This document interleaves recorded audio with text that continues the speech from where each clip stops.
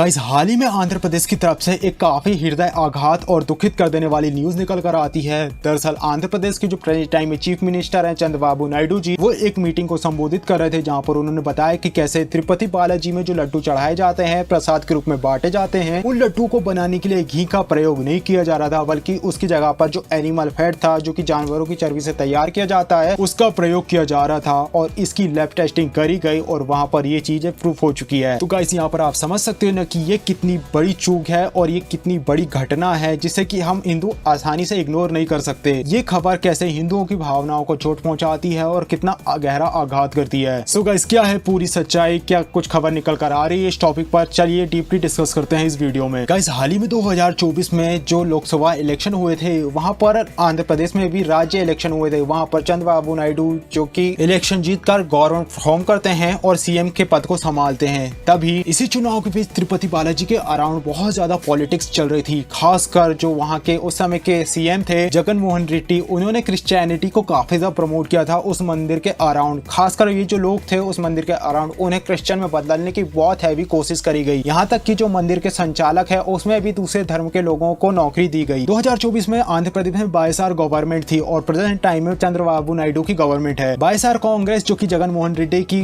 Political party थी, जिनके पास उस समय 151 सीट थी, लेकिन इसके बाद उनका काफी बड़ा लॉस होता है और इस बार के चुनाव में केवल वे 11 सीट को जीतते हैं। यानी तुम समझ सकते हो कि लोगों के मन में उनके लिए कितनी ज्यादा हेटरेट थी। हालांकि इसको लेकर पॉलिटिक्स काफी पहले से चलती आ रही है, लेकिन अगर नॉर्थ इंडिया की बात करें, जिस तरह की मध्य प्रदेश, हरियाणा, राजस्थान या फिर दिल्ली, यहाँ के लोगों को इसके बारे में काफी कम इन्फॉर्मेशन है। कहीं ना कहीं यहाँ पर लैंग्वेज वेरियर भी है और न्यूज चैनल भी इस चीज को ज्यादा कवर नहीं कर रहे हैं। अब क्योंकि यह एक बहुत बड़ा मुद्दा है, इसलिए अब जाके ये खबर पूरे भारत में फैलना शुरू हो चुकी है। जितनी भी नेटिव न्यूज थी वो तेलुगु लैंग्वेज में थी और इसलिए लोगों को ज्यादातर इसके बारे में इन्फॉर्मेशन नहीं पता चली। यानी कि मैं ये कह सकता हूँ कि नॉर्थ इंडिया के जो हिंदूज हैं, उन्हें ये बात पता नहीं है कि उनके धार्मिक स्थल में आखिर हो क्या रहा है। अब चंद्रबाबू नायडू ने इस चीज के बारे में लोगों को इन्फॉर्म किया और इस चीज पर सवाल उठाए। हालांकि ये भी बात हमें समझनी होगी कि कैसे जब राम मंदिर का उद्घाटन था, उस समय भी 1 लाख लड्डू जो कि राम मंदिर अयोध्या भेजे गए थे, तो क्या वे लड्डू भी इसी तरीके के थे? तिरुपति बालाजी मंदिर जो कि भगवान विष्णु का टेम्पल है, जिन्हें वहाँ पर कई सारे नामों से जाना जाता है। तिरुपति बालाजी भारत का सबसे ज्यादा रिचेस्ट टेम्पल है और भारत का मुख्य टेम्पल में से एक है। यानी कि तुम इसकी गरिमा समझ सकते हो कि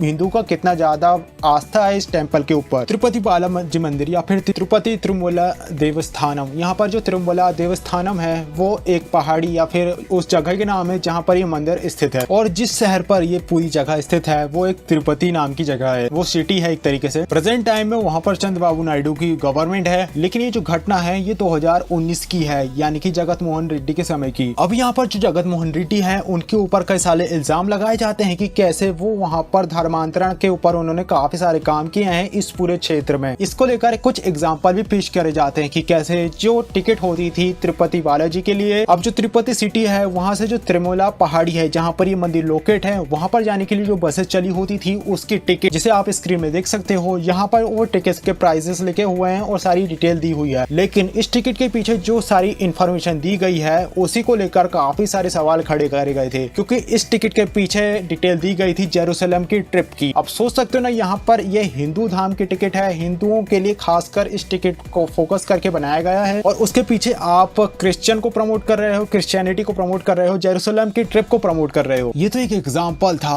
और इस एग्जाम्पल ने इस बात को हवा दे दी कि कैसे वहां पर कई दिनों से ये बात हो रही थी। जो पूरा रीजन था तिरुपति बालाजी के मंदिर के आसपास का, वहां पर काफी हैवी प्रयास किया जा रहा है लोगों को कन्वर्ट करने का। अब इन सारी चीजों को देखकर जो जगन मोहन रेड्डी है, उनके ऊपर कई सारे सवाल खड़े करे गए और जगन मोहन रेड्डी का जवाब बस यही देना था कि ये सब उनका करना नहीं है, ये तो पहले की गवर्नमेंट ने करके गई है। हालांकि जिस तरीके का डैमेज हुआ था वे उसे कवर नहीं कर पाए थे और कहीं ना कहीं इसके पीछे का रीजन ये भी था कि जिस फेथ से वो बिलोंग करते हैं वो खुद क्रिश्चियन है। यही नहीं, उनके पिताजी और उनकी काफी गहरी आस्था है क्रिश्चियन धर्म के ऊपर और कहीं ना कहीं वे कई जगह पर इसे प्रमोट करते हुए नजर भी आते हैं। जगन मोहन रेड्डी, जिनके पिताजी वाईएस रेड्डी, जिनका भी काफी गहरा संबंध रहा जेरूसलम से, वे कई बार उस जगह को विजिट कर चुके हैं। यहाँ तक कि जब वे चुनाव लड़ने के लिए जाते थे तो उससे पहले वहां पर जाते थे। यही नहीं, ये यहाँ पर क्रिश्चियनिटी को किस तरीके से प्रमोट कर रहे थे, इस चीज को आप इस तरीके से भी समझ सकते हैं कि कैसे आंध्र प्रदेश एक पहली स्टेट थी जिन्होंने जेरूसलम की यात्रा को सब्सिडाइज किया था। यानी कि जो लोग भी जेरूसलम जाना चाहते हैं उन्हें सरकार सपोर्ट करेगी। हालांकि जब जगन मोहन रेड्डी के ऊपर कई सारे सवाल खड़े करे गए तो उन्होंने डैमेज कंट्रोल करने करने के लिए कई सारे नियम को पास किया। उनमें से एक था कि जो मंदिर की समिति है उस पर ध्यान दिया जाएगा कि यहाँ पर कोई भी नॉन हिंदू अवेलेबल ना हो। यहाँ तक कि वो ये भी चीज को चेकअप करेंगे कि जो पर्सन वहाँ पर हिंदू है वो असल में हिंदू धर्म को फॉलो करता है या नहीं, या फिर यहाँ पर झूठे डॉक्यूमेंट को फेस कर रहा है। पर आपको यहाँ पर देखकर लगेगा कि यार ये कितना अच्छा कदम उठाया गया है जगन मोहन रेड्डी की तरफ से और इसका कितना अच्छा फायदा रहा होगा मंदिर की समिति को सिक्योर करने के लिए। पर ये जैसा दिखता है ये वैसा है नहीं, ये तो केवल एक डैमेज कंट्रोल था। और इसके बाद जगन मोहन रेड्डी जिस तरीके का कदम उठाते हैं उसे आप अगली न्यूज के जरिए समझ सकते हो। गाइस आई होप आपको पता होगा कि जैसे जो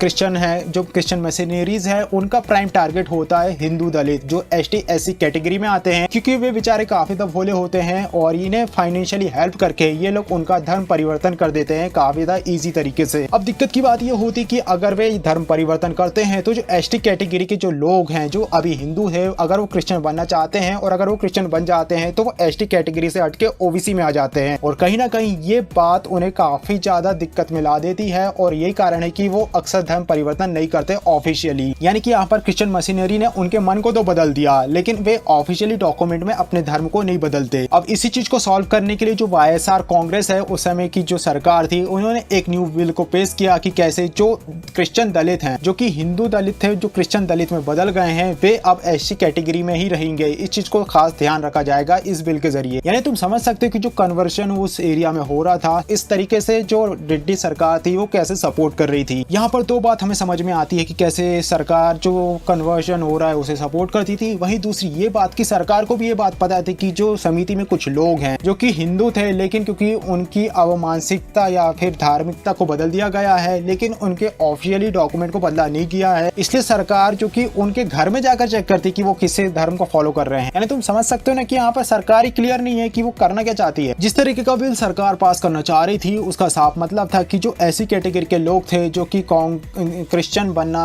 इसलिए नहीं चाहते थे क्योंकि उनसे आरक्षण हट जाता, इस बैरियर को क्रॉस करने के लिए इस बिल को पास करने जा रही थी सरकार, ताकि वे ऐसी कैटेगरी में रहकर भी आरक्षण ले पाए और इजीली उनका कन्वर्जन क्रिश्चियन में हो पाए। इससे हमें ये बात पता चलती कि कैसे यहाँ पर काफी हैवी टारगेट किया गया ऐसी कम्युनिटी को, और ऐसी कम्युनिटी के लोग जो कि अपना ऐसी स्टेटस नहीं छोड़ना चाह रहे थे, तो अभी उनकी इसी चीज को ध्यान में रखते हुए ये बिल भी पेश किया गया था। और ये भी बात पता चलती है कि कैसे जो लोग हैं वो क्रिश्चियन तो बनना चाहते हैं लेकिन ऐसी कैटेगरी उनसे हाथ में ना चली जाए, इसलिए वो हिंदू लिखना चाहते हैं डॉक्यूमेंट में। और इन सारी सिनेरियो को देखते हुए उस समय जो चंद्रबाबू नायडू की सरकार थी या फिर अपोजिशन में ये लोग इनकी पार्टी थी, तो इन्होंने कई सारे सवाल उठाए भी थे, कई सारी चीजों इश्यू को रेज भी किया था कि कैसे जगन मोहन रेड्डी की सरकार में जो क्रिश्चियन मिशनरीज हैं जो लोगों के माइंड वॉश करती है या फिर उन्हें जैसे भी करके कन्वर्जन के लिए तैयार करती है, उन्हें ओपन सपोर्ट मिल रहा है। और गाइस आई होप आपको ये बात तो पता है कि कैसे देश को तो सेकुलर कहा जाता है लेकिन टारगेट किया जाता है हिंदू टेम्पल को, और कैसे इन पर टैक्स लगाए जाते हैं और बाकी धर्म के जो धार्मिक स्थल है उन पर कुछ भी टैक्स नहीं लगता, बल्कि उन्हें तो सपोर्ट किया जाता है। लेकिन किस तरीके से हिंदू टेम्पल को ट्रीट किया जाता है ये तो सबको ही पता है। हालांकि ये बात हम बहुत अच्छे से जानते हैं कि टेम्पल में काफी हैवी अमाउंट लोगों के जरिए दान किया जाता है, तो हाँ सरकार का नजर रखना जरूरी है, लेकिन जिस तरीके से हिंदू टेम्पल को ट्रीट किया जाता है ये साफ जाहिर करता है कि ये एक तरफा है। और यही नहीं, अगर सरकार इस तरीके से काम करना भी चाहती है तो उन्हें दूसरे धर्म के धार्मिक स्थलों पर भी नजर रखनी चाहिए, नहीं तो ये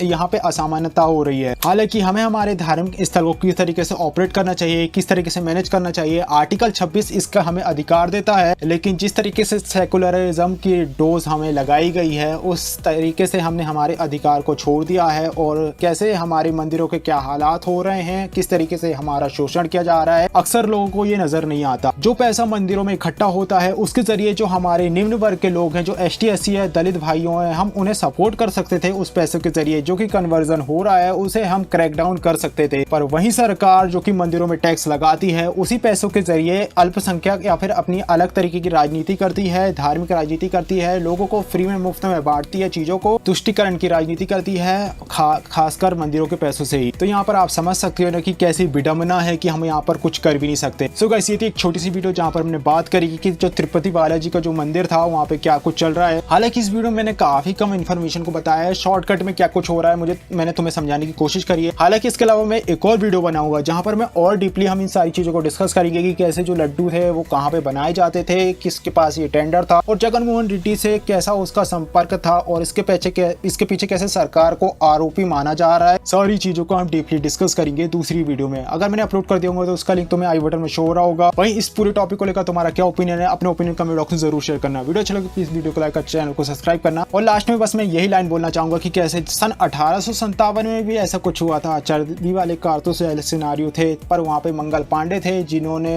एक क्रांति को ही जन्म दे दिया था। पर उनकी ही पीढ़ी में ऐसी नपुंसकता समा चुकी है कि हम हमारे धार्मिक स्थलों को ही आजाद नहीं करा पा रहे हैं। हमारे अपने पैसे में ही हमारा अधिकार नहीं है। मैं इंस्टाग्राम स्क्रॉल कर रहा था जहाँ पर मैंने एक मीम पढ़ा था या फिर एक पोस्ट पढ़ी थी जहाँ पर लिखा था कि कैसे अगर मंगल पांडे वर्तमान में अपनी पीढ़ी को देख रहे होते तो लिटरली वो हमारे ऊपर थूक रहे होते। तुम्हारा क्या सोचना है इस बारे में कमेंट बॉक्स में जरूर बताना। मिलते हैं नेक्स्ट वीडियो में, तब तक के लिए बाय।